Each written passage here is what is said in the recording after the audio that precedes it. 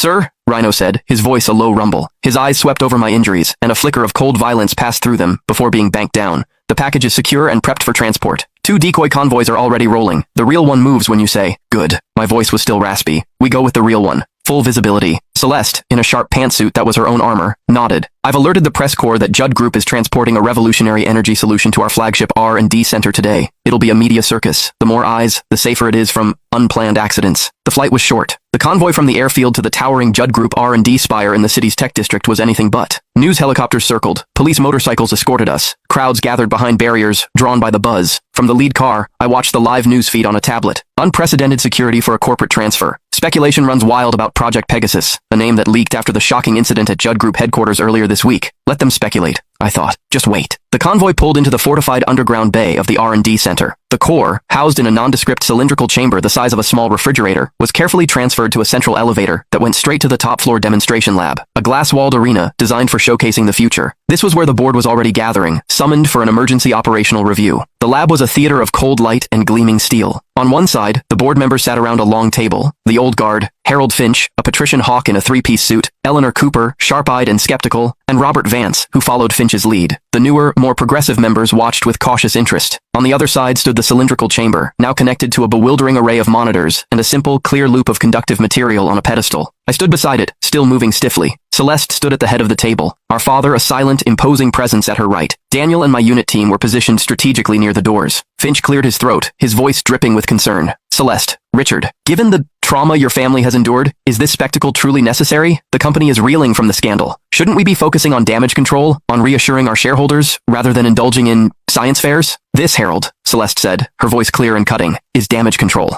And it's also a lesson in where the real value of Judd Group lies. She nodded to me. Every eye turned my way. I saw the pity in some, the disdain in Finch's, the curiosity in others. I ignored the pain, focusing on the familiar, comforting logic of my work. For 7 years, I began, my voice amplified by the room's acoustics. I haven't been on a beach or in a rehab clinic, as some of you may have privately speculated. I've been leading a unit at NARPA, the National Advanced Research Project Agency. Our mission, room temperature superconductivity. A murmur rippled through the board. Even the old guard knew what that meant. Unlimited energy, levitating trains, quantum computing leaps, a foundation for the next century. This, I placed a hand on the chamber, is Ethereum. The stabilized core, the data confirming its 99.8% efficiency, was in the envelope Ethan Irwin shredded. I let the implication hang, but data is just a description. This is the thing itself. I gave a nod to Maya and Leo. With practiced efficiency, they initiated the sequence. The chamber hummed, a sound so low it was felt in the bones. The monitors lit up, displaying graphs that shot upward and then flatlined at near perfect efficiency. No